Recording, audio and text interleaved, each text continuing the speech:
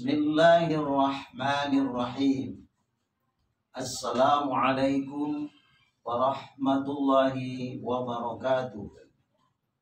Alhamdulillah, wassalatu wassalamu ala rasulillah wa ala alihi wa ashabihi wa mawala, amma ba'du.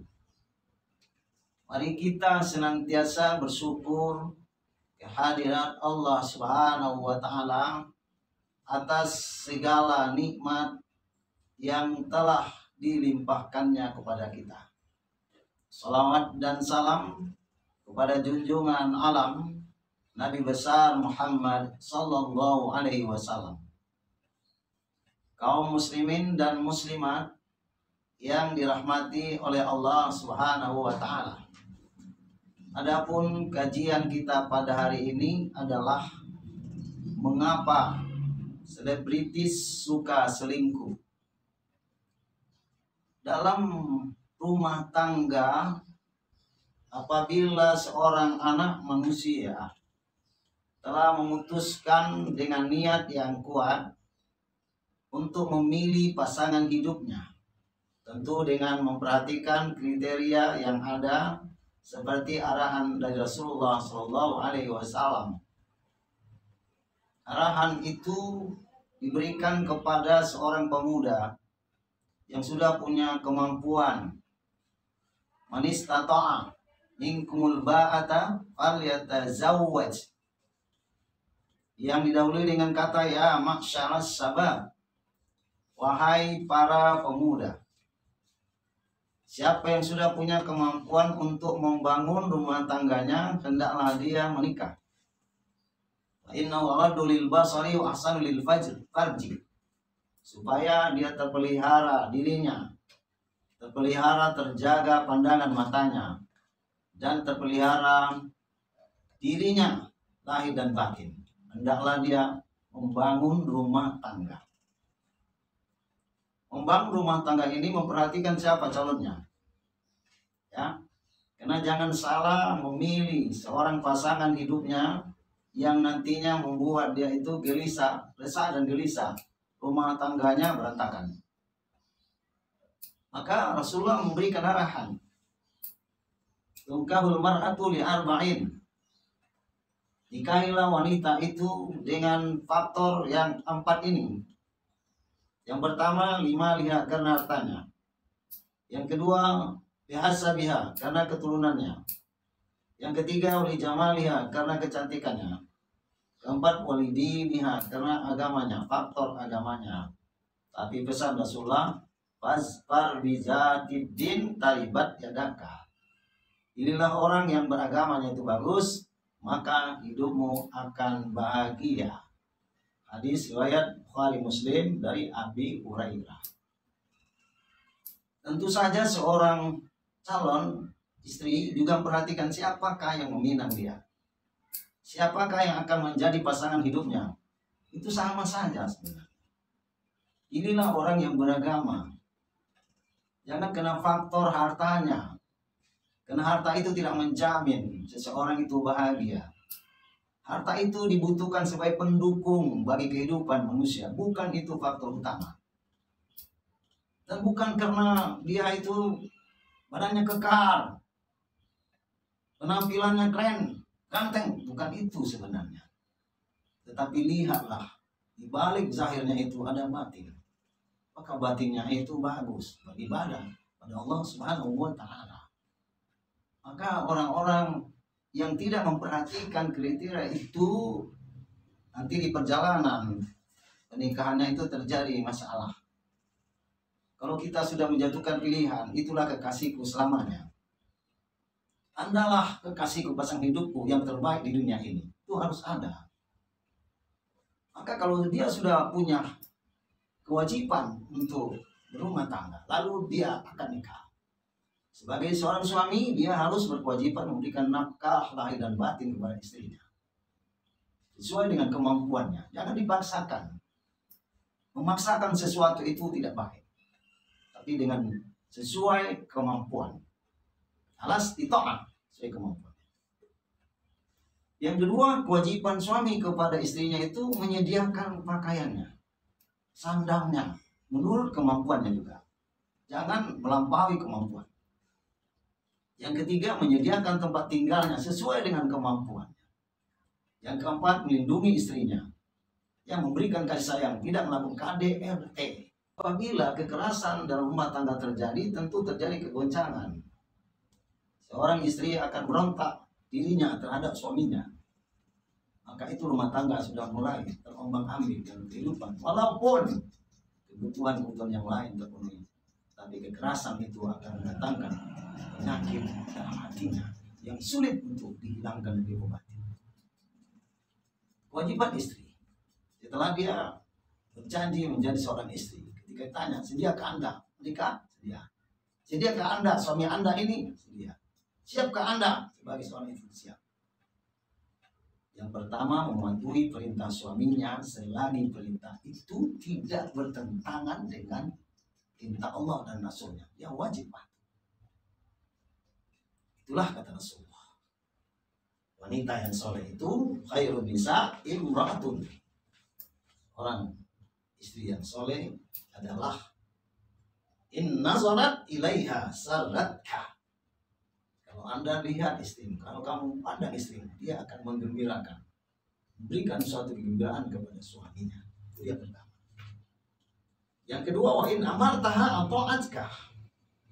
Kalau dia menyuruhmu, dia patuh kepadamu selagi perintah itu benar sesuai dengan perintah Allah dan Rasul. Tidak boleh melawan suaminya selagi perintahnya itu adalah baik. Nah, ini yang ketiga nih, selalu selingkuh ini masalahnya nih. Ya, kewajiban istri menjaga dirinya sewaktu berada bersama suaminya. Dia tidak boleh menyapa orang kenal depan suaminya, tapi sapaan itu meruntuhkan kepercayaan suaminya. Tidak boleh. Yang ketiga, menjaga dirinya lahir dan batin ketika suaminya berada di luar rumah, lagi manda. Ya, jaga dirinya. Wa in ribta anha hafizatka fi malika wa nafsiha. Kalau seorang istri yang soleh itu, jika suaminya tidak berada di dalam pandangan matanya, di luar rumahnya, jauh atau dekat, dia mampu menjaga dirinya dan mampu menjaga harta suaminya. Kenapa selingkuh? Karena ini tidak dilaksanakan kewajiban istri itu menjaga harga diri. Ketika suaminya tidak berada di depan matanya, dia selingkuh. Dia tidak mensyukuri dia punya suami diberikan Allah kepada dia. Tidak diurus suami. Maka timbullah bisikan-bisikan yang negatif. Seakan-akan suaminya ini hanya sekedar suami, tidak mencintai lahir batin. Lagunya itu, cintailah aku karena Allah. Ya, karena Allah, bukan karena harta. Harta bisa sirna. Cintai seorang karena harta, harta itu bisa hilang. Banyak penyebab harta hilang. Karena kurang teliti dalam menghitung, ya, bagaimana perkembangan perusahaan, ya hartanya bisa hilang karena perusahaannya itu ambruk. Kecantikan bisa pudar karena usia beredar, terus tampak, bisa hilang kecantikan. Seorang wanita sudah sampai 40 tahun tidak bisa merawat dirinya seperti itu pasti hilang. Karena kecantikan itu hilang kecantikan, hilang kasih sayang. Ada uang abang sayang, tak ada uang abang melayang. Kenapa? Karena ini cinta karena materi. Kenapa Anda selingkuh? Karena Anda kewajiban tidak dilaksanakan menjaga diri di waktu suami tidak berada di rumah atau dia bertugas laksanakan bisnis sampai ke luar negeri. Jagalah diri Anda sebagai seorang wanita yang solehah. Tidak ada gunanya itu Anda selingkuh, itu mengkhianat. Sudah berjanji sepakat untuk mengayuhkan rumah tangga, mencapai tujuan rumah tangga bahagia, keturunan yang soleh dan solehah. Jangan dikhianati. Setiap pengkhianatan yang tidak ada ketaatan, tidak ada kesetiaan, itu akan membuat suatu kehancuran rumah tangga. Rumah tangga itu banyak yang hancur karena tidak ada kepercayaan amanah yang bisa diberikan kepada pasangan masing-masing. Jadi kalau kita lihat informasi itu bukan hanya istri yang selingkuh, ya kan? Suami juga selingkuh. Kenapa? Dia tidak mensyukuri istrinya itu diberikan Allah. Itulah pasangan hidup kita. Jadi kita tidak boleh selingkuh. Kalau itu terjadi, bagaimanalah kita hebatnya menutupi selingkuhan itu? Pasti akan terbuka. Karena Anda juga posting-posting ada selingkuh, ya kan? Ya semua orang tahu. Itu tupi pun yang namanya durian yang sudah matang itu kemanapun Anda simpan pasti akan tercium aromanya, kan? Taatlah kepada Allah. Wa atiiullah wa atiiur rasul. Patuhlah kepada Allah, patuh kepada Rasul. La'allakum turhamun. Namun Allah akan turunkan dalam dosa. Maka dalam ayat itu dijelaskan berumah tangga itu dalam surat Ar-Rum ayat 21 ini, dan undangan dibuat dikutip ini. Min ayatihi an khalaqakum min anfusikum azwajan litaskunu ilaiha wa ja'ala bainakum mawaddatan wa rahmah.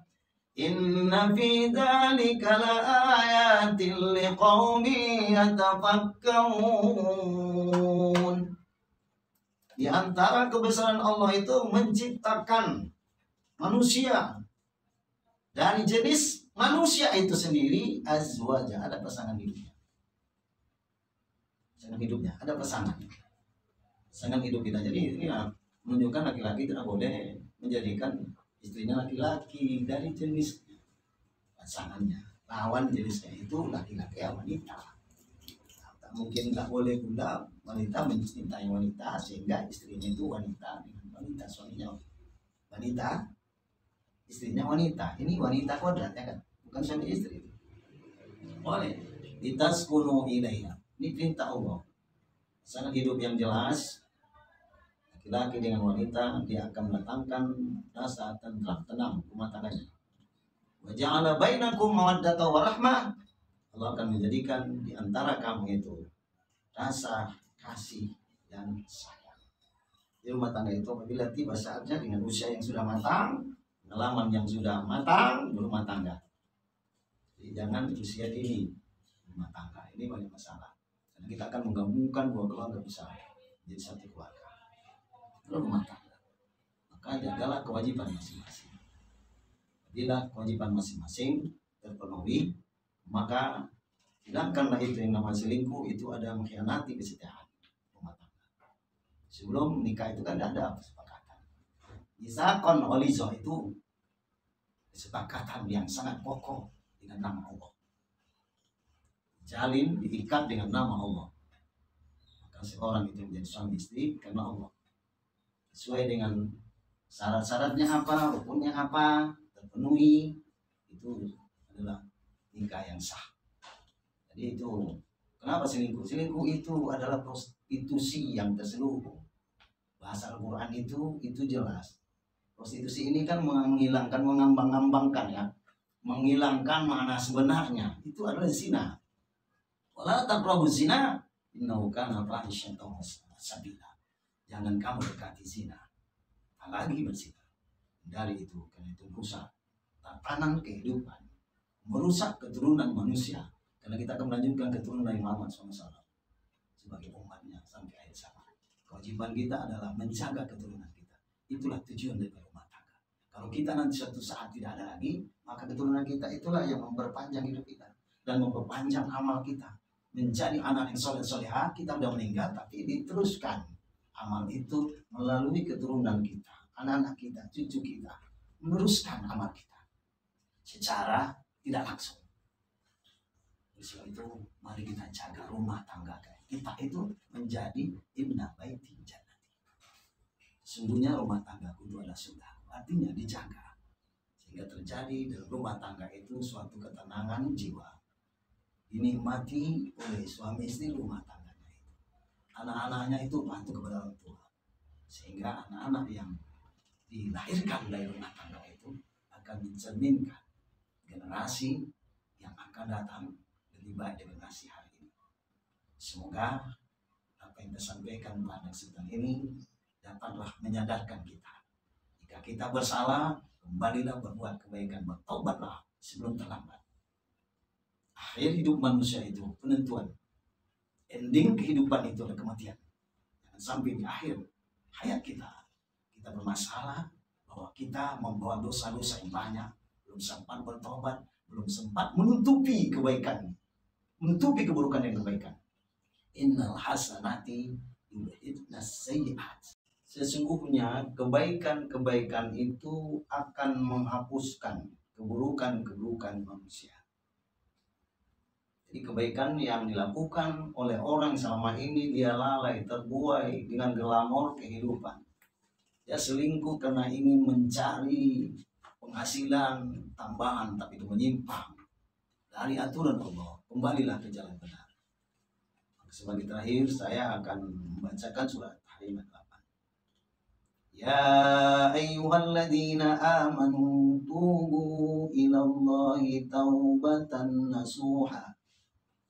Asa rabbukum ayyukaffira ankum sayyiatikum wa yudkhilakum jannatin tajri min tahtihal anhar. Wahai orang-orang yang beriman, bertobatlah kamu kepada Allah dengan taubat nasuha, taubat yang sesungguhnya.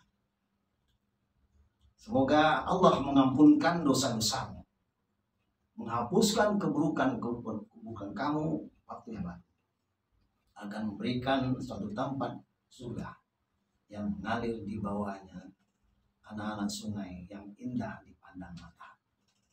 Semoga Allah Subhanahu wa taala memperbaiki hidup kita, yang buruk menjadi baik, yang baik menjadi baik lagi. Semoga Allah senantiasa merahmati, mencurahkan rahmat kasih-Nya kepada rumah tangga kita sebagai mencontoh rumah tangga Rasulullah Muhammad SAW. Amin ya rabbal alamin. Wabillahi taufiq wal hidayah. Wassalamualaikum warahmatullahi wabarakatuh.